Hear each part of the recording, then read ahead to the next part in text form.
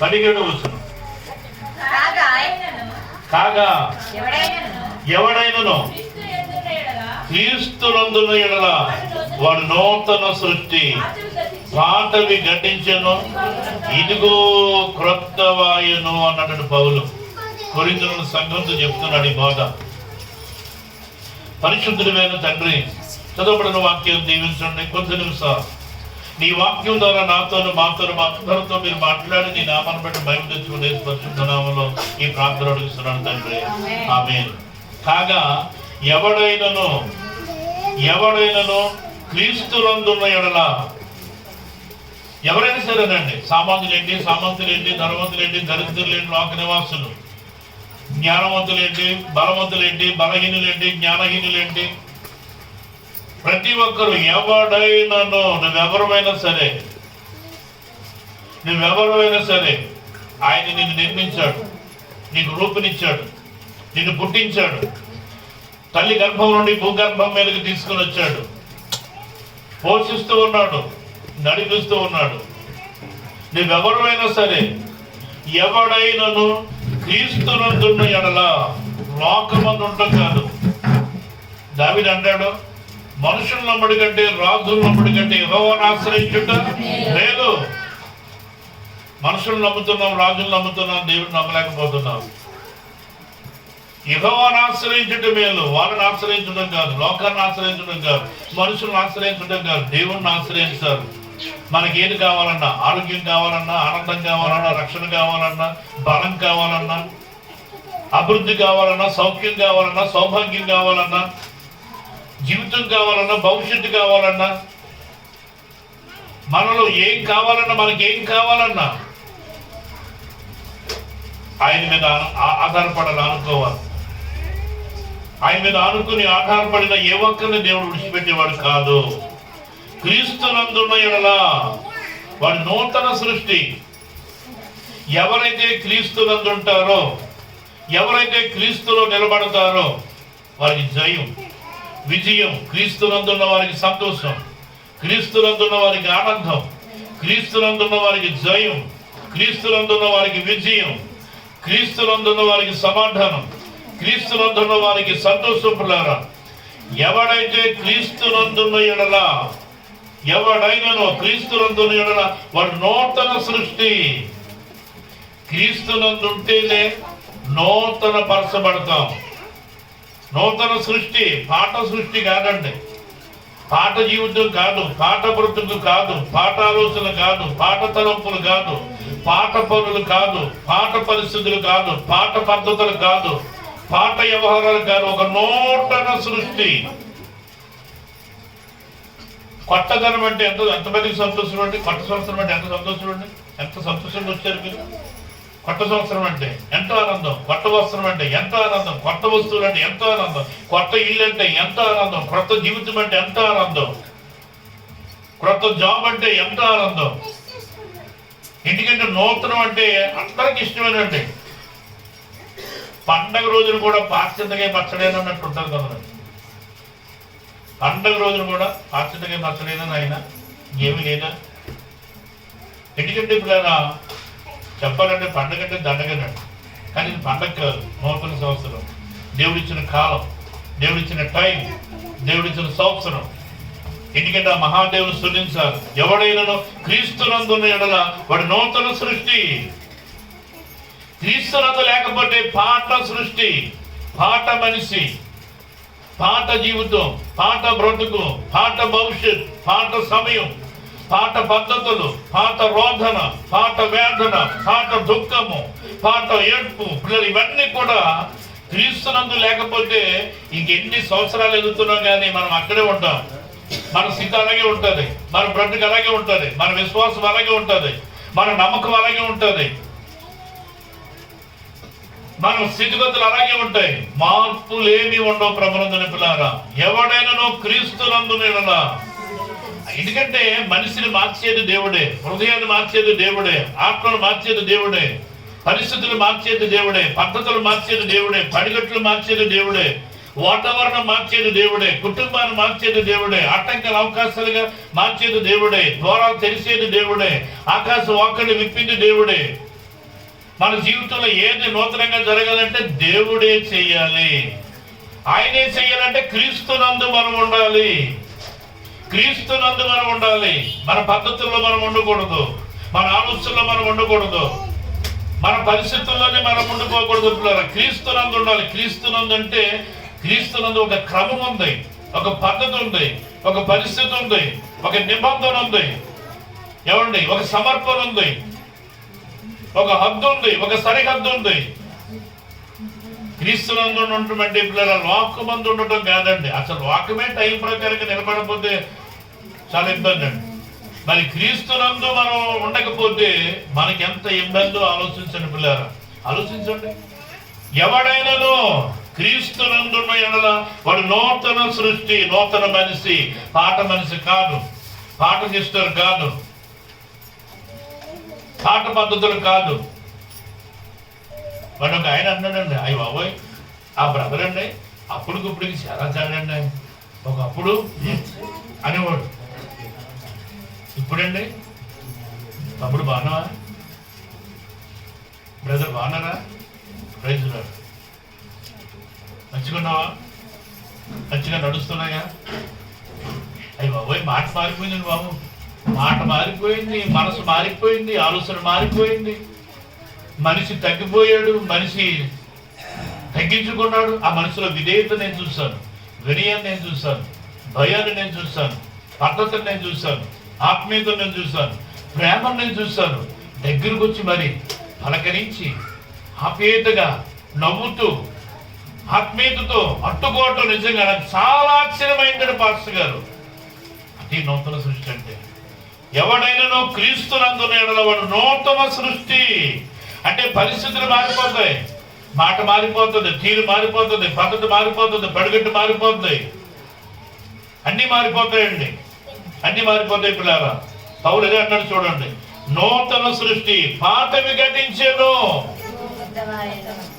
పాతవి గతించెను. ఏంటంటే పాతవి అన్ని తొక్కుపెట్టి, అన్ని బాధ పెట్టి, అన్ని నిరాశ పెట్టి, అన్ని నిరుత్సాహ పెట్టి, అంతా లోకమే, అన్ని లోక పరిస్థితులే పిల్లరా. పాతవి గతించెను. కక్షలైనా, పోరాటాలైనా, ఏమండి, విమర్శలైనా, ఈర్ష్యైనా, ద్వేషమైనా, పగైనా, ఏదైనా పాతవి, దేవునికి ఇష్టం లేనివి, దేవునికి అంగీకారం లేనివి, పాతవి గతించెను, ఇదిగో క్రొత్తవాయను.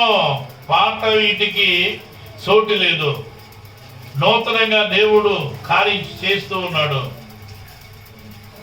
క్రొత్తవాయును, సమస్తం కూడా క్రొత్తవాయును. కొత్తదంటే అంటే మారిపోయిన పరిస్థితులు, అన్ని మారిపోయి, కుటుంబ పరిస్థితులు మారిపోయి, మనిషి పరిస్థితులు మారిపోయి, వాతావరణ పరిస్థితి మారిపోయింది, పోషణ పరిస్థితి మారిపోయింది, ఎదుగుదల పరిస్థితి మారిపోయింది, ఆరోగ్య పరిస్థితి మారిపోయింది. ఏంటి మార్పు? క్రీస్తునందు నేను ఉన్నాను కనుక. ఇదివరకు ఇప్పటికి ఎంత తేడా వచ్చింది. నా ప్రభు నన్ను ఆశీర్వదించడం ప్రారంభం చేశాడు, నా ప్రభు నన్ను మార్చడం ప్రారంభం చేశాడు. నూతన హృదయం నాకు ఇచ్చాడు, నూతన మనసు నాకు ఇచ్చాడు, నూతన తలంపులు నాకు ఇచ్చాడు, నూతన ఆలోచన నాకు ఇచ్చాడు, నూతన నిబంధన నాకు ఇచ్చాడు, నూతన తీర్మానం నాకు ఇచ్చాడు, నూతన కార్యాలు నా ప్రభు నాలో చేయడం ప్రారంభం చేశాడు. అంతా కొత్తగా మారిపోయిందండి. ఏంటి పరిస్థితి? చీకటి పోయింది, వెలుగు వచ్చింది, దుఃఖం పోయింది, సంతోషం వచ్చింది, లేమిపోయింది, సమృద్ధి వచ్చింది. ప్రార్థన జీవితం నాలో ప్రారంభమైంది, అగ్ని నాలో రగులుతూ ప్రారంభమైంది, విశ్వాసం పెరగటం నాలో ప్రారంభమైంది, నమ్మకం పెరగటం ప్రారంభమైంది, భక్తి పెరగటం ప్రారంభమైంది. వాక్యం ద్వారా బలం పొందుకుంటున్నా, వాక్యం ద్వారా ఆనందిస్తూ ఉన్నా, సన్నిధి ద్వారా ఆనందిస్తూ ఉన్నా. ఎందుకంటే పిల్లరా, సమస్తము కూడా క్రొత్తవాయను. వాక్యానికి అంత సమయం ఇచ్చేవాడు కాదు, సమయం ఇచ్చేదాని కాదు, దేవుని సన్నిధిలో అంత టైం గడిపేదాని కాదు, ప్రభు మీద అంత నమ్మకం ఉండేది కాదు, విశ్వాసం ఉండేది కాదు. ఈ రోజు నా పరిస్థితి నా ప్రభు మార్చాడు. నా విశ్వాసంలో మార్పు వచ్చింది, నా నమ్మకంలో మార్పు వచ్చింది, నా కుటుంబంలో మార్పు వచ్చింది, నా యజమానిలో మార్పు వచ్చింది, నాలో మార్పు వచ్చింది, నా పిల్లల్లో మార్పు వచ్చింది. ఇంటి వాతావరణమే మారిపోయింది. ఎందుకంటే పిల్లరా అంతా కూడా క్రొత్తమైన కారణం ఏంటో తెలుసా? డబ్బు పెరిగిందనుక, జ్ఞానం పెరిగిందనుక, బలం పెరిగిందనుక, ఆస్తి పెరిగిందనుక, శాలరీ పెరిగిందనుక. ఎందుకో తెలుసండి? క్రీస్తునందున్నందుకు, క్రీస్తునందున్నందుకు, క్రీస్తు మీద ఆధారపడినందుకు, క్రీస్తుని ఆనుకున్నందుకు, దేవునితో పోరాడినందుకు, ఆయన సన్నిధిలో కనిపెట్టినందుకు నా ప్రభు నన్ను మార్చాడు.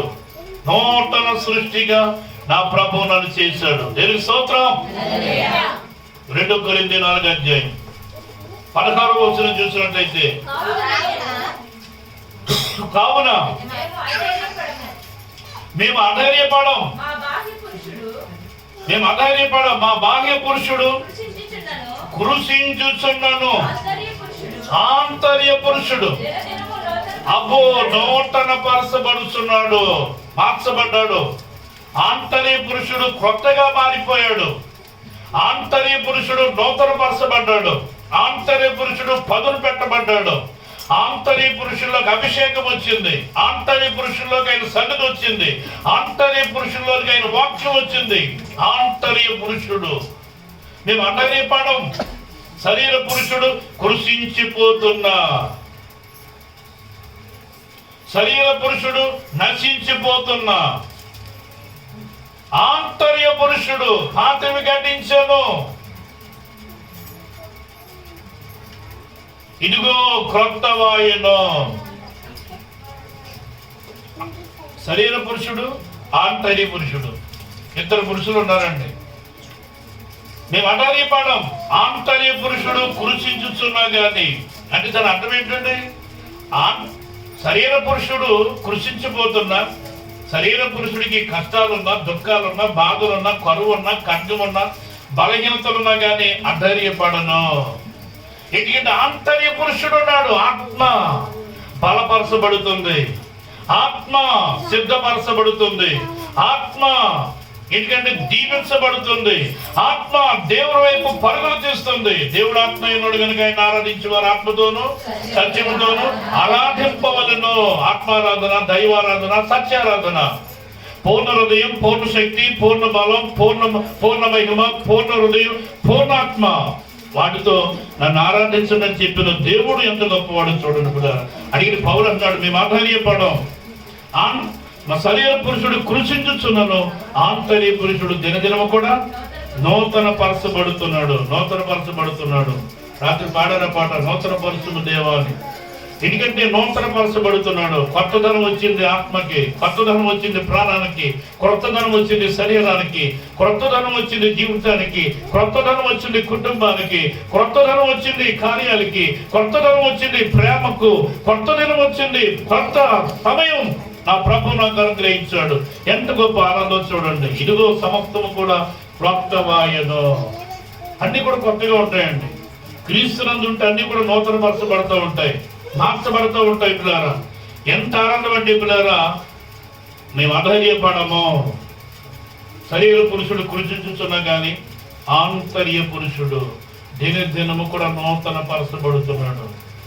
శరీర పురుషుడు కృషించకపోతే కనుక ఆంతర్య పురుషుడు ఏమైపోతాడంటే నశించిపోతాడు. పిల్లారా ఎందుకు కృషిస్తున్నాడంటే దావీదు ఒక మాట అన్నాడు, చూపిస్తాను చూడండి. 109వ కీర్తన. శరీర పురుషుడు ఎప్పుడు కృషిస్తాడు? 24వ వచనం. ఆంతర్య పురుషుడు ఎప్పుడు బలం పొందుతాడు? ఉపవాసము చేత. నా మోకాళ్ళు బలహీనమైనవి, నా శరీరము పుష్టి తగ్గిపోయింది, సిక్కిపోతుంది. ఏమన్నాడు దావీదు? ఉపవాసము చేత నా మోకాళ్ళు బలహీనమైనవి, నా శరీరము పుష్టి తగ్గిపోతూ ఉన్నది.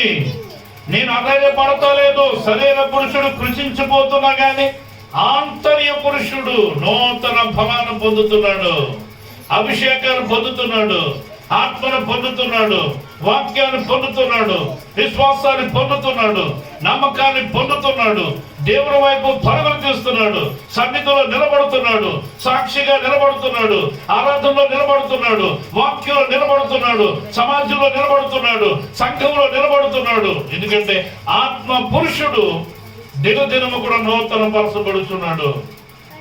ఎంత గొప్ప ఆనందమో చూడండి పిల్లరా. ఎందుకు తెలుసండి? ప్రభా 2020లో నేను ఉపవాసాలు తక్కువగా ఉన్నాను ఆయన. 2021 నేను ఉపవాసం ఉంటాను తండ్రి. ఆత్మలో బలం పొందుకోవాలి, ప్రాణంలో బలం పొందుకోవాలి. నేను ఉపవాసం ఉంటాను తండ్రి. పుష్టి తగ్గిపోయిన మోకాళ్ళు ఏమండి సిక్కిపోయిన దేహం సిక్కిపోయిన అధైర్యపడను.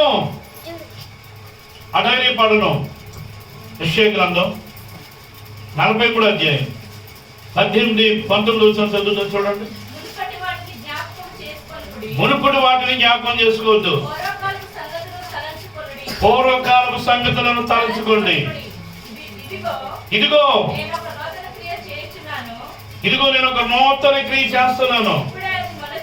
చూడండి, ఎందుకంటే మునుపటి వాటిని మీరు జ్ఞాపకం చేసుకోవద్దు, పూర్వకాల సంగతులను తలంచొద్దు. మునిపే జరిగిపోయి తప్పో ఒప్పో, కష్టమో నష్టమో, తాటో దుఃఖమో ఏదో జరిగిపోయింది, విడిచిపెట్టేయండి. ఇదిగో నేను ఒక నూతన క్రియ చేస్తాను ఇప్పుడు మీరు అన్నాడండి యెషయా ప్రవక్త. సరేమ్మా, ఇదిగో నేను ఒక నూతన క్రియ చేస్తున్నాను, ఇప్పుడేది మొలిసింది. చూడండి, మీలో మొలిసిందా లేదా? మళ్ళీ దగ్గర ఇప్పుడేది మొలిసింది. ఏంటది? వాక్యం అనే విత్తనం వచ్చింది నాలో. మొలకలెత్తుతుంది. దేవుని మీద ఆధారపడమని చెప్తుంది, క్రీస్తునందుడమని చెప్తుంది. దీవించబడతావు, ఆశీర్వదించబడతావు, ఆరోగ్యవంతుడు అవుతావు, బలవంతురాలు అవుతావు, గొప్ప తల్లి అవుతావు, గొప్ప తండ్రి అవుతావు. ఇప్పుడే అది మొలిసింది. దాన్ని ఆలోచించరా? దేన్ని ఆలోచించాలి? వాక్యం గురించి. దేవుడు నన్ను బలపరుస్తున్నాడు, దేవుడు నన్ను స్థిరపరుస్తున్నాడు. వాక్యం ద్వారా ఆయన నాతో మాట్లాడుతున్నాడు.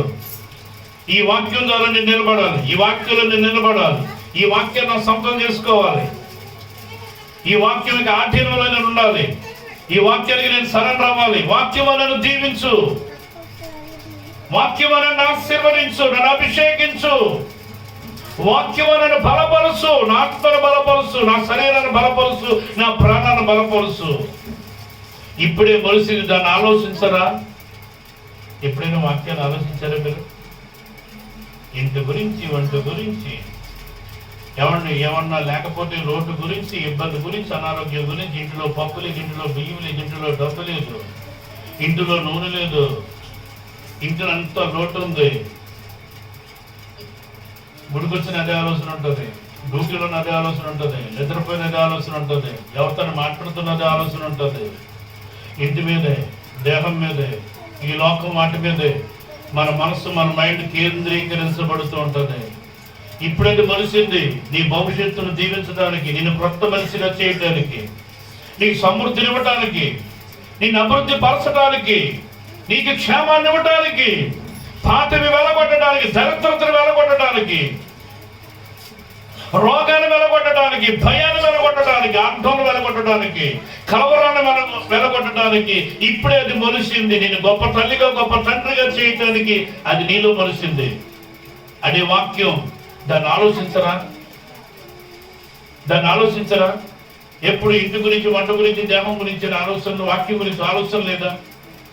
ధైర్యుల సంఘస్థులు ఆలోచించారు, అందుకనే వారు కార్యసాధకులయ్యారు, అభివృద్ధి పొందారు, వాక్యం అభివృద్ధి పొందారు, ఆత్మ అభివృద్ధి పొందారు, సన్నిధులు అభివృద్ధి పొందారు, దీవించబడ్డారు. పిల్లారా, దీవించబడ్డారు. దాన్ని ఆలోచింపరా? చదువమ్మ. ఇదిగో నేను ఒక నూతన క్రియ చేస్తున్నాను, ఇప్పుడే అది మొలుస్తున్నాను. దాన్ని మీరు ఆలోచించరా? నూతన అద్భుతం చేస్తున్నాను, అది ఇప్పుడే మొలిసింది, ఇప్పుడే ప్రారంభమైంది, ఇప్పుడే దిగింది మీలోనికి. దాన్ని ఆలోచించని పట్టుకోండి, ఆ అభిషేకాన్ని పట్టుకోండి, ఆత్మను పట్టుకోండి, వాక్యాన్ని పట్టుకోండి, ఆ బలాన్ని పట్టుకోండి, ఆ కృపను పట్టుకోండి, ఆ క్షేమాన్ని పట్టుకోండి, దేవుడిచ్చిన కార్యాన్ని, మేలును పట్టుకోండి. పిల్లారా, దాన్ని ఆలోచించాలి. ఇప్పుడే మొలిసింది. సర్వమ్మ. నేను అరణ్యంలో త్రోవను కలగజేస్తున్నాను.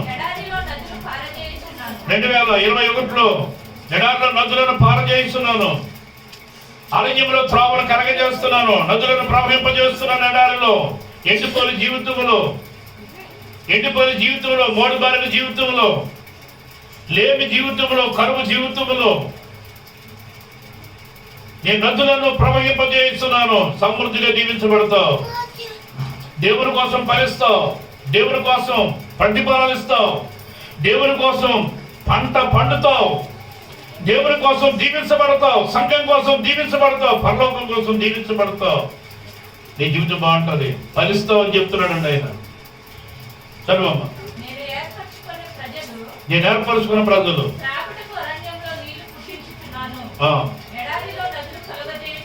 నా ప్రజల కోసం నీళ్లు పుట్టించాను, నదులు ప్రవహింపజేశాను, ఆకాశం నుంచి మన్నాను కురిపించాను, నా ప్రజలను నేను పోషించాను. నూతన కార్యం, ఒక నూతన క్రియ చేయబోతున్నాను నేను. మీరు దాన్ని ఆలోచించండి. 2021 ఏ అద్భుతం చేస్తున్నావు ప్రభు మా కుటుంబంలో, నా పనిలో, నా జీవితంలో ఏ క్రియ చేస్తున్నావు ప్రభా? ఏ రీతిగా నన్ను బలపరుస్తున్నా నా కుమారుడా? క్రీస్తు యేసునందు కృపను బట్టి నువ్వు బలవంతుడు కమ్ము. నా కుమార్తె క్రీస్తు యేసునందు కృపను బట్టి నువ్వు బలవంతురాలు కమ్ము. నా సన్నిధి కాంతి నీ మీదకి వచ్చిన గాక, నా ముఖ కాంతి నీలో ప్రకాశింప చేయను గాక. దేవుని బిడ్డలారా, దేవుని యొక్క వాక్యం చెప్తుందండి. యెహోషువ యెషయా గ్రంథం చూద్దాం. 40వ అధ్యాయం. యెషయా గ్రంథం 40వ అధ్యాయం 31వ వచనం. యెహోవా కొరకు ఎదురు చూసేవారు నూతన బలాన్ని పొందుదురు. యెహోవా కొరకు ఎదురు చూసేవారు నూతన బలాన్ని పొందుతారు. నూతన హృదయాన్ని పొందుతారు. నూతన మనస్సును పొందుతారు. నవీన స్వభావాన్ని పొందుతారు. నూతన కార్యాలను వారు అనుభవిస్తారు. యెహోవా కొరకు ఎదురు చూసేవారు నూతన బలాన్ని పొందుతారు. దేవుని వాక్యం కోసం ఎదురు చూసేవారు నూతన బలాన్ని పొందుతారు. దేవుని ఆత్మ కోసం ఎదురు చూసేవారు నూతన బలాన్ని పొందుతారు. దేవుని అభిషేకం కోసం ఎదురు చూసేవారు నూతన బలాన్ని పొందుతారు. ఎదురు చూడటం అంటే ఏంటంటే దేవుని కోసం ఎదురు చూడాలి. ఏనండి, నా కుటుంబంలో ఏం చేయబోతున్నావు ప్రభా? నా జీవితంలో ఏం చేయబోతున్నావు? నా బ్రతుకులు ఏం చేయబోతున్నావు తండ్రి? ఏ కార్యం చేయబోతున్నావు? ఏ రీతిగా నూతనపరచడానికి ఇష్టపడుతున్నావు తండ్రి? నీ కోసం ఎదురు చూస్తున్నాను ఆయన, రాత్రులనక పగలనక. యెహోవా కొరకు ఎదురు చూసేవారు నూతన బలాన్ని పొందుతారు. మనిషి కోసం కాదు. నీ భర్త కోసం ఎలా ఎదురు చూస్తావు అంతకంటే ఎక్కువ చూడాలి దేవుని కోసం. నీ పిల్లల కోసం ఎలాగ ఎదురు చూస్తావు అంతకంటే ఎక్కువ చూడాలి దేవుని కోసం. నీ బంధువుల కోసం ఎలాగ ఎదురు చూస్తావు అంతకంటే ఎక్కువగా చూడాలి దేవుని కోసం. లోకం కోసం ఎలా ఎదురు చూస్తావు అంతకంటే ఎక్కువ చూడాలి నా ప్రభువు కోసం. యెహోవా కొరకు ఎదురు చూసేవారు. ఏమంటే ఎదురు చూడటం అంటే ఏంటండి? భార్య భర్త కోసం ఎదురు చూస్తుంది. ఎందుకు చూస్తుంది చెప్పండి? టయానికి ఇంటికి రావాలి, ఆఫీస్ నుంచి ఇంటికి రావాలి, కంపెనీ నుంచి ఇంటికి రావాలి, వ్యవసాయం నుంచి ఇంటికి రావాలి, బిజినెస్ నుంచి ఇంటికి రావాలి. ఇంటికి వస్తే ఏం చేస్తాడు ఆయన? బహుమానం పట్టుకొస్తాడు, జీతం పట్టుకొస్తాడు, సమృద్ధిని పట్టుకొస్తాడు, ఆహారాన్ని పట్టుకొస్తాడు, కుటుంబానికి అవసరమైన శ్రేష్టమైన ఈవులు పట్టుకొస్తాడు యజమాని. బయట నుంచి కుటుంబానికి వచ్చినప్పుడు ఆ యజమాని కోసం యజమానురాలు ఎదురు చూస్తూ ఉంటారు. నా యజమాని ఈరోజు ఏం తీసుకురాబోతున్నాడు? నా పిల్లలకి ఏం తీసుకురాబోతున్నాడు? నాకేం తీసుకురాబోతున్నాడు? కుటుంబానికి ఏం తీసుకురాబోతున్నాడు? ఒక ఇళ్ళలో ఎలాగైతే ఎదురు చూస్తారో, పిల్లలు తండ్రి కోసం ఎలాగ ఎదురు చూస్తారో, తల్లి కోసం ఎలాగ ఎదురు చూస్తారో, యెహోవా కొరకు ఎదురు చూసేవారు నూతన బలాన్ని పొందుతారు. నూతన బలం, నూతన అభిషేకం, మార్చబడిన కార్యాలు, దేవుడు మార్చి ఇచ్చే కార్యాలు, మనిషిని తృప్తిపరిచే కార్యాలు, బలపరిచే కార్యాలు అండి. నూతన బలాన్ని పొందుతారు. వారు పక్షి రాజుల వలె రెక్కలు సాపి పైకి ఎగురుదురు, అలయక పరిగెత్తుదురు, సొమ్ము చెల్లక. వారు పక్షి రాజుల వలె రెక్కలు సాసి పైకి ఎగురుదురు. మనం కిందకే ఎగురుతూ ఉంటాం, భూమి మీద ఎగురుతూ ఉంటాం. పక్షిరాజు పైకి ఎగురునట్లుగా. వినండి, పక్షిరాజు 70 సంవత్సరాలు జీవిస్తుందండి. ఎన్ని సంవత్సరాలు? 70. 40 సంవత్సరాల వయసు వచ్చినప్పటికీ ఏమవుతుందంటే బలం తగ్గిపోద్ది, ఈకలు బరువైపోతాయి, కాళ్ళలో ముడతలు వచ్చేస్తాయి, ఎగరలేని బలహీనత, ఏది పట్టుకోలేని పట్టులేని యొక్క కాళ్ళు, ఏ ఎర్రని పట్టుకోలేదు, పైకి ఎగరలేదు. అలాంటి పరిస్థితి 40 సంవత్సరాలు వచ్చినప్పటికీ దాని పరిస్థితి ఏమైపోతుందంటే ఎవరి కురుకుపోతుంది. పిల్లలు ఆహారం తెచ్చుకోలేదు, అది తినలేదు, భయంకరమైన పరిస్థితి. అప్పుడు ఏం చేస్తుందో తెలుసండి, ఒక కొండ మీదకి వెళ్తుందండి. ఆ బరువైన ఈకలను తన యొక్క ముక్కుతోటి ఒక్కొక్కటి టక్క టక్క టక్క లాగేసుకుంటుంది. ఏమంటే ఈకలు లాగుతుంటే చర్మం సిరిగిపోయి బ్లడ్ భయంకరంగా ఆ యొక్క శరీరంలో నుంచి బయటకు వస్తుందండి. ఈకలన్నీ లాగేటప్పటికి ఆ యొక్క పక్షిరాజు ఎలాగైపోతుంది అంటే అండి, రక్తపు ముద్దగా మారిపోతుంది. పిల్లలు రక్తపు ముద్దగా మారిపోతుంది. అలాగే కొండ మీద 5 నెలలు కనిపెడుతుందండి ఈకలు వచ్చే వరకు. దాని ముక్కు ఆ కొండ మీద వేసి టపా టపా టపా రాసుకుంటుందండి. ఆ ముక్కు ఊడిపోతుంది, కొత్త ముక్కు వస్తుంది. ఈ 5 నెలలు అయిన తర్వాత అండి, యవ్వన కాలంలో ఎలాగైతే ఉందో పక్షిరాజు ఆ రీతిగా వచ్చేస్తుందండి. కాలికి బలం వస్తుంది, ముక్కుకు బలం వస్తుంది, నూతన ఈకలు వస్తాయి. ఏమండి ఆ సౌందర్యం చూస్తే, అందం చూస్తే నిజంగా ఆశ్చర్యం అవుతుంది పక్షిరాజుని. ఎందుకు అలా జరిగింది? కొండ మీదకి వెళ్ళింది. ఆ మహా దేవుడు రూపం మార్చాలని, కొత్త పోలికనివ్వాలని, నూతన సృష్టిగా మార్చాలని ఆ పక్షిరాజే సమస్తము కూడా ఆ పాటలన్నీ లాగేసుకుందండి, ఏకలన్నీ లాగేసుకుందండి. మనం కూడా అంతే, పాత పద్ధతులు, పాత కట్టడలు, పాత పరిస్థితులు అన్ని కూడా తీసేయాలి. ఒక నూతనమైన నిర్ణయాలు, ఒక నూతనమైన తీర్మానాలను సిద్ధపరచాలి. ఒక నూతన సృష్టిగాను మార్చబడతావు. పక్షిరాజు రెక్కల సాసి పైకి ఎగురుదురు. అలాగే అంటాడండి, తన యందు భయభక్తులు నుంచి వారికి నీతి సూర్యుడు ఉదయించును. అతని రెక్కలో వారికి ఆరోగ్యము కలుగజేయని వారు బయలుదేరి కొమ్ములు తోడల వలె గంతులు వేయుదురు. ఇక్కడ రెక్కల సాసి పక్షి రాజుల వలె పైకి ఎగురుదురు. దేవుని పిల్లలు పైకి ఎగరాలి, కింద గంతులు వేయాలి. దాని అర్థం కూడా తెలుసండి. పైకి ఎగరడం అంటే పై వాటిని వెతకటం, పై వాటిని చూడటం, పై వాటి గురించి ఆలోచన చేయటం. ఏముంది పైన?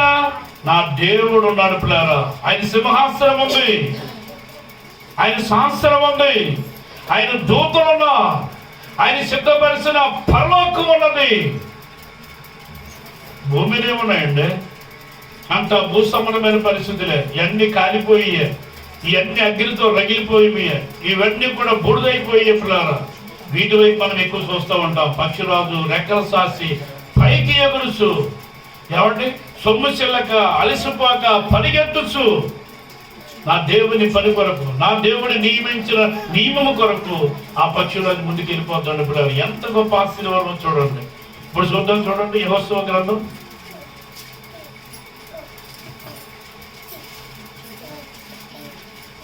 14వ అధ్యాయం. యెహోషువ 14:11 వచ్చిన చూడమ్మా. మోషే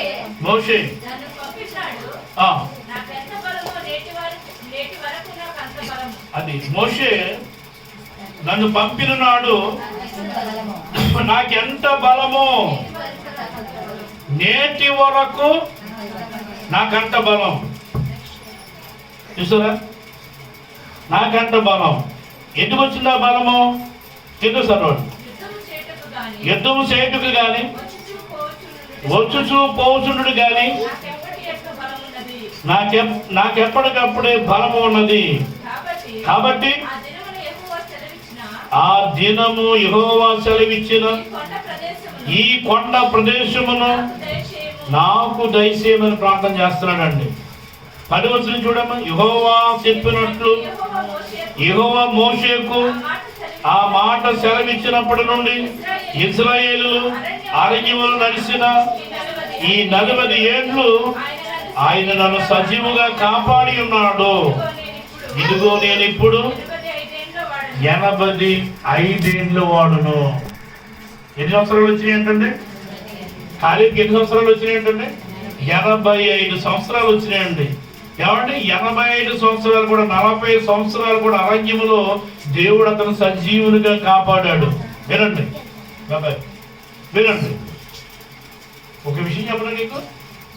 ఇజ్రాయేల్లో ప్రతిరోజును పరదేశులమో ప్రియులారా మన పరమది కాదెప్పుడు నిజముగా పరమది ప్రతిరోజు సమాధి కార్యక్రమాలే వాళ్ళ మధ్య.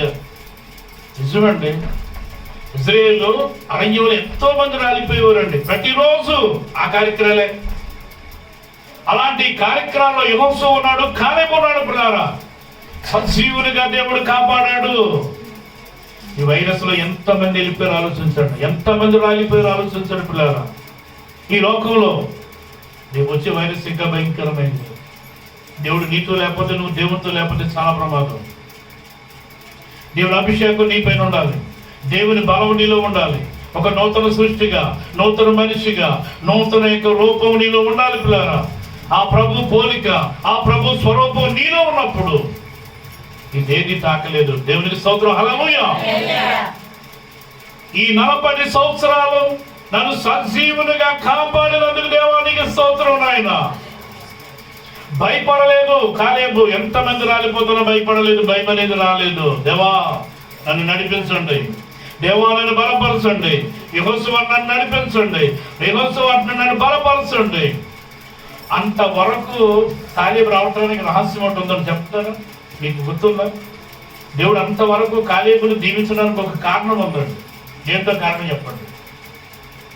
దేవుడు అంత సజీవుడిగా కాపాడినందుకు కారణం ఉంది, బ్రతికించినందుకు కారణం ఉంది, ఆ వయసులో కూడా యవ్వన దశ ఇచ్చినందుకు కారణం ఉంది. ఏంటి చెప్పండి? కాలేబు దేవుణ్ణి నిండు మనసుతో ప్రేమించాడు. ఏ మనసు అంటే నిండు మనసుతో ప్రేమించాడు. మనం ఏ మనసుతో ప్రేమిస్తున్నాం ఆలోచించు. నిండు మనసు ఉందా? ప్రార్థన చేద్దాం. ప్రభా, పొట్టుకుండగా వచ్చారు నాయన, వెళ్ళేటప్పుడు నిండుకుండగా నన్ను పంపించు అంటే అర్థం ఏంటంటే నిండుకుంటే దావీదు అంటాడు, నా హృదయం అనే గిన్నె నిండి ప్రొలుసున్నది, నేను బ్రతుకు దినములని నీ కృపాక్షేమములు నా వెంట వచ్చును, చిరకాలంలో యెహోవా మందిరములో నివాసము చేసేదను. నిండు మనసుతో దేవుని ప్రేమించాడండి కాలేబు. నిండు మనసు, ఏ కపటం లేదు, ఎటువంటి అనాలోచన లేదు, నిండు మనసు. దేవుడికి ఎంత ఇష్టమైందండి కాలేబు ప్రేమ. నిండు మనసుతో ఆయన ప్రేమించాడు కనుక అరణ్యంలో 40 సంవత్సరాలు కూడా సజీవునిగా కాపాడాడు, నడిపించాడండి. సజీవునిగా. కాలేబు, నీతో ఉన్నా నీకు భయం లేదు. ఎన్ని సంవత్సరాలు అయినా సరే నీతో ఉంటాను, నేను దీవిస్తాను. నేను ఎన్ని సంవత్సరాలు వెళ్ళినా 2021 కాదు, 2022 కాదు, 2023 కాదు, 2030 వచ్చినా సరే, 40 వచ్చినా, 50 వచ్చినా నేను సజీవుని లెక్కలను ఉంచుతానంటాడు. నేను సజీవునిగా కాపాడుతాను. అబ్బా, ఎంత ఆనందం అండి! సజీవునిగా నన్ను కాపాడి ఉన్నాడు. ఇదిగో నేను ఇప్పుడు 85 వాడినై. మోషే నన్ను పంపినప్పుడు నాకెంత బలము. అంటే మోషే పంపినప్పుడు కాలేబుకి ఎన్ని సంవత్సరాలు అంటే 45 సంవత్సరాలు అండి. ఎన్ని సంవత్సరాలు? 45 సంవత్సరాల కాలాన్ని 85 సంవత్సరాలు జ్ఞాపకం చేసుకున్నాడు. చూడండి, 45 సంవత్సరం నేను ఎలా పాడాను, ఇప్పుడు అలాగే పాడుతున్నాను. 45 సంవత్సరం నేను ప్రభుత్వంలో నడిచాను, ఇప్పుడు అలాగే నడుస్తున్నాను. 45 సంవత్సరంలో ఏ బలం అవుతుందో ఆ బలమే ఇప్పుడు నాకు ఉంది. ఏ స్వరం ఉందో ఆ స్వరమే నాకు ఇప్పుడు ఉంది. ఎటువంటి విశ్వాసం ఉందో ఆ విశ్వాసమే ఇప్పుడు ఉంది. అప్పుడు ఎటువంటి నమ్మకం ఉందో ఆ నమ్మకమే ఇప్పుడు ఉంది. నీకుందా? పెళ్ళి అవ్వక ముందు ఒక రకమైన విశ్వాసం, ఒక రకమైన ఉద్యమం, ఒక రకమైన ఉల్లాసం, ఒక రకమైన విశ్వాసం. పెళ్ళి అయిన తర్వాత మారిపోతాడు. పాటల్లో కనపడు, ముందు కనపడు. ఏమండి, పెళ్ళి అయితే మారిపోతాడు కొంతమంది విశ్వాసం. పిల్లలు పుడితే మొత్తానికి వెళ్ళిపోతుంది. ఆ విశ్వాసం కూడా ఉండదు. వీడేమో సెంకట్టుగా అవుతున్నాడంటే, ఇదేమో చెయ్యట్టుగా అవుతుందంటే. ఎక్కడంటే బాబు అప్పుడైతే ఒక్కసారి కనుక బైబిల్ పట్టుకుని పాటలు పట్టుకుని ఉరికొచ్చేదాన్ని.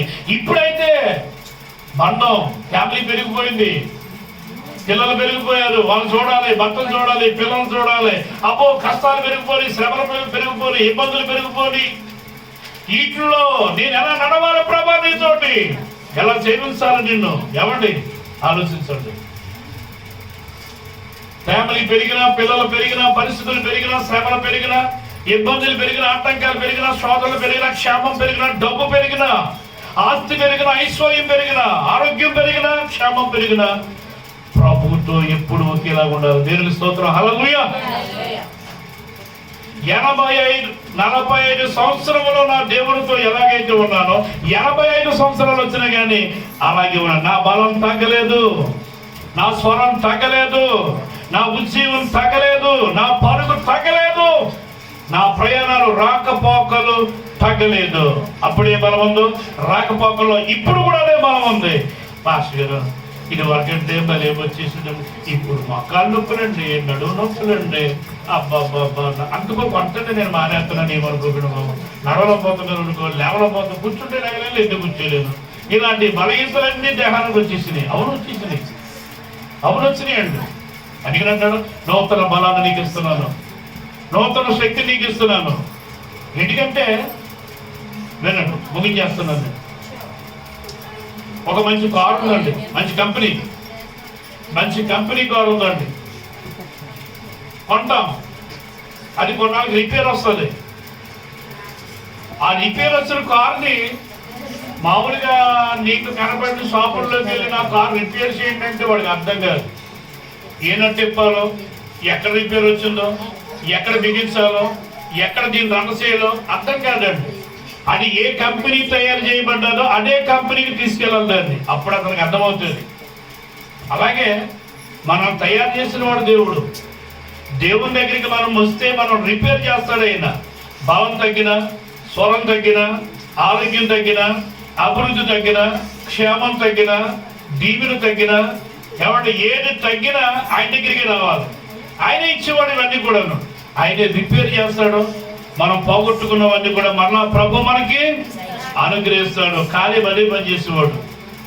అందుచేతే 45 సంవత్సరంలో ఏ బలం అయితే ఉందో 85 సంవత్సరాలు వచ్చినా కానీ అదే బలం ఉందండి.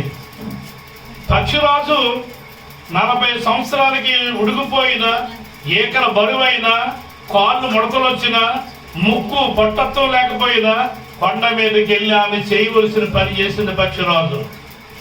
మరి నువ్వు చేయవలసిన పని చేస్తున్నావా? బలం తగ్గిపోయిందని బాధపడుతున్నావు, స్వరం తగ్గిపోయిందని బాధపడుతున్నావు, ఆరోగ్యం తగ్గిపోయిందని బాధపడుతున్నావు. దాన్ని పెంచుకోవడానికి ఎప్పుడైనా ప్రయత్నం చేసావా? పక్షిరాజు వల్ల కొండ మీదకి వచ్చావా? ప్రార్థన చేసావా? ఉపవాసాలు ఉన్నావా? దేవుని అడిగామా? అదే బలం పొందుకోవాలి. చూడండి పిల్లారా, కీర్తన గ్రంథం 92వ కీర్తన 1:15 చూడండి. 92:15. అమ్మా, వారి ముసలితనమందు ఇంకా చిగురు పడుతున్నారు, ఇంకా పచ్చగా ఉంటున్నారు, ఇంకా ఆరోగ్యంగా ఉంటున్నారు, ఇంకా కొవ్వులు దూడల వల్ల గొంతులేస్తున్నారు. నేను చూశానండి, మీరు పడుచూరు పాడుతున్నారు. ఇక్కడ ఒక్కో సంఘానికి వెళ్తే వృద్ధులు పాడతారండి బాబు, ఉద్యోగం వచ్చేది. వృద్ధులు పాడతారండి, వాళ్ళ స్వరం తగ్గదు, వాళ్ళ బలం తగ్గదు. పాట పాడితే కంగుమని మోగుతుందండి. ఎంత ఉజ్జయంగా పాడతారంటే నిజంగా బా ప్రభు, ఇదా నీ అభిషేకం, నీ ఆశీర్వాదం. ముసలితనమందు వృద్ధులు చిగురు పడతారు. వారు పచ్చదనం కలిగి సారంగా ఉంటారంటే పిల్లలు. సారం, జాడల సారం, ఫలాల సారం, ఆరోగ్యం సారం. వారు సారం కలిగి పచ్చగా ఉంటారు. ఆయన సారం నీకుందా? ఉందండి.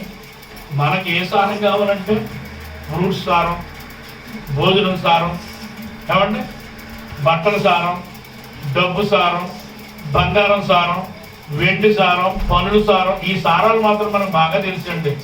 ఎందుకంటే నీ జాడల సారము వెదజల్లుచు ఉన్నది.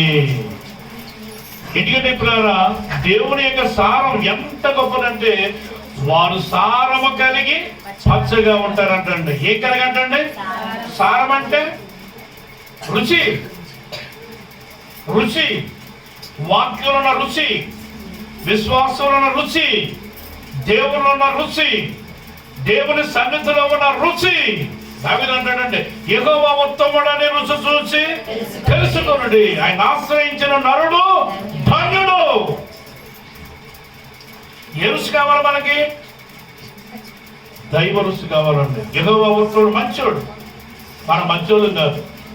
ఏ మంచితనం మనలో లేదు, ఏ గొప్పతనం మనలో లేదు, ఏ నీతి మనలో లేదు. మన మంచోళ్ళు కాదు. దేవుడు అక్కడే మంచోడు, దేవుడు అక్కడే మంచివాడు. యెహోవా ఉత్తముడని రుచి చూసి తెలుసుకోండి.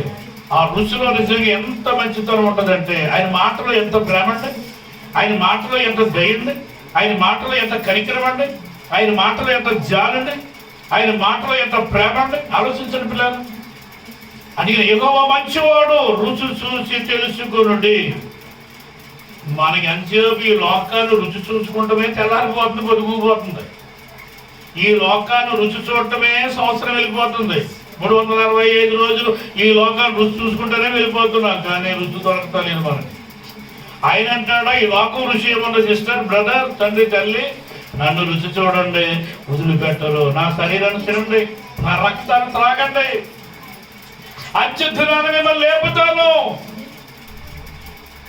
రుచిగా నేను చేస్తాను, పచ్చగా నేను చేస్తాను, సారం కలిగి నేను పచ్చగా ఉంటాను. దీని స్తోత్రం. ఎంత గొప్ప ఆనందం పిల్లారా. వృద్ధులు చిగురు పడతారు, ముసలితనం మందు సారం కలిగి పచ్చగా ఉంటారు పిల్లారా. అలాంటి పచ్చదనాన్ని ప్రభు మనకు అనుగ్రహించును గాక. వృద్ధులైన వారందరికీ నేను స్తోత్రం. హల్లెలూయా. కొవ్వును దూడల వలె గంతులు వేయుదురుగాక, పక్షి రాజుల వలె రెక్కల సాసి పైకి ఎగుదురుగాక. ఎగురుతారు. మీరు అనుకుంటారు, అత్తగారు మీరేమన్నారు, వృద్ధులు ఇంకా మేము ఎక్కడ ఉన్నాం, మేము బడుదులు అనుకుంటారు మీరు. దేని స్తోత్రం. దేని బిడ్డలారా, ఎవడైనా క్రీస్తునందు ఎడల వాడు నూతన సృష్టి, పాతవి గతించెను, క్రొత్తవాయెను. దేని బిడ్డలారా, కాలేబు నిండు మనసుతో దేవుడు ప్రేమించాడు, మనం కూడా ప్రేమించాలి. నూతన సృష్టిగా దేవుడు మనల్ని మారుస్తాడు. నూతన మనిషిగా, నూతన కార్యాలు, నూతన హృదయం. రాత్రి హృదయాన్ని తీసేసి నీకు మాంసపు హృదయాన్ని ఇస్తానన్నాడు. రాత్రి హృదయం ఉంటే పిల్లారా, ఏ వాక్యం చెప్పినా నీకు ఎక్కదు. నువ్వు విన్నా కానీ దాన్ని ఆలోచించు. ఎందుకంటే రాత్రి హృదయం, దానికి మెత్తదనం ఉండదండి, వేరు లోనికి వెళ్ళదండి. ముళ్ళ తుప్పల హృదయం ఉందనుకోండి, ఐక్యమైన విచారాలు, ధనభోగాలు ఎక్కువ, దానికి డబ్బు మీద ప్రేమ ఎక్కువ, లోక సంబంధమైన విచారాలు ఎక్కువ. దాన్ని బట్టి వింటారు కానీ, ఆసక్తితో వింటారు కానీ వారు ఫలించాలన్నమాట పిల్లారా. అందుకనే రాత్రి హృదయం తీసేసి, ముళ్ళ హృదయం తీసేసి, నలుగురు నడిచే దారి కలిగిన హృదయం తీసేసి, మంచి నేలను పడ్డ విత్తనము వలె, అంటే మెత్తని హృదయం వలె నీ హృదయాన్ని నేను ఇస్తాను. ఎందుకంటే మాంసపు హృదయాన్ని, మాంసపు గుండెను నేను నీకు ఇస్తాను. అదే నూతన సృష్టి అంటే. రాత్రి హృదయం తీసేస్తాను నేను, కఠినమైన హృదయం తీసేస్తాను, కఠోరమైన హృదయం తీసేస్తాను. మాంసపు హృదయం, వాక్యం ఫలించే హృదయం, వాక్యం అభివృద్ధి పొందే హృదయం, ఓపికగా ఫలించే హృదయం, దీవించబడే హృదయం, దీవించబడే కుటుంబం, దీవించబడే తల్లి, దీవించబడే తండ్రి, దీవించబడే పిల్లలు. ఎందుకంటే సారవంతమైన హృదయం, మెత్తని హృదయం నేను నీకు ఇస్తాను. ఎవరిస్తారు ఇది? ఒక డాక్టర్ ఇవ్వడండి, ఒక భర్త ఇవ్వడు, ఒక భార్య ఇవ్వదు, ఒక పిల్లలు ఎవరు, ఒక బంధువులు ఎవరు, ఒక స్నేహితులు ఎవరు. మనకి హృదయాన్ని మార్చిచ్చేది దేవుడేనండి. రాత్రి హృదయాన్ని తీసేస్తాడు, లోక హృదయాన్ని తీసేస్తాడు, మాంసపు హృదయాన్ని, మెత్తని హృదయాన్ని ఇస్తాడు అంటాడు. మెత్తని హృదయం ఎంత ఆనందపడే నిజంగానండి. ఎవరికి ఇస్తాడు? ఎవడైనా క్రీస్తునందు ఎడల వాడు నూతన సృష్టి, పాతవి గతించెను, ఇదిగో క్రొత్తవాయెను. జక్కయిలో పాత అనిపోయి కొత్త మనిషి అయిపోయాడు. సమరయ స్త్రీలో పాత అనిపోయి కొత్త మనిషి అయిపోయింది. ఎంతో మంది ఉన్నారు లేఖనాల్లో. మనిషి ఉన్నాడు, పాత మనిషి వెళ్ళిపోయాడు, కొత్త మనిషిగా మార్చబడ్డాడు. పిల్లలు బైబిల్ ఎంతో మంది నాకు చెప్పడానికి చాలా టైం పడదు. ఎందుకంటే పాఠ్యమి గతించను కులత్వ బాగేను. జక్కీ కొత్తగా అయిపోయి కదా ఏమన్నాడంటే, నేను ఎవరి దగ్గర అయితే అన్యాయంగా దేనైతే తీసుకున్నాను ప్రభు, నాకు నూతన ఇచ్చావు, నూతన మనసుని ఇచ్చావు, నూతన ఆత్మని ఇచ్చావు, నూతన అభిషేకాన్ని ఇచ్చావు, కొత్తగా చేసావు, నేను 4 వంతులు ఇచ్చేస్తాను ప్రభు అన్నాడు. అన్నాడు లేదండి? అన్నాడు. ఎప్పుడు అన్నాడు? మెత్త ఉదయం వచ్చిన తర్వాత, నూతన సృష్టిగా మారిన తర్వాత. ఎప్పుడు మారాడు? జక్కయ్య త్వరగా దిగుము, నేడే నేను నీ ఇంటిలో ఉండవలసి ఉన్నది. చూసారా? ఎందుకంటే మారాడు. దేవుని మాట వినగానే జక్కయ్య మారాడు, సమరయ స్త్రీ మారింది, ఒలిషం మారాడు, సౌలు మారాడు, అందరూ మారారండి. అందరూ మారారు. అందుకని వాళ్ళు రూపాంతరం చెందారు, కొత్త సృష్టిగా మార్చబడ్డారు. దేవుడి మాటను దీవించును గాక. ఆమేన్. అమ్మాయి సార్ ఇంగ్లీష్ బాబు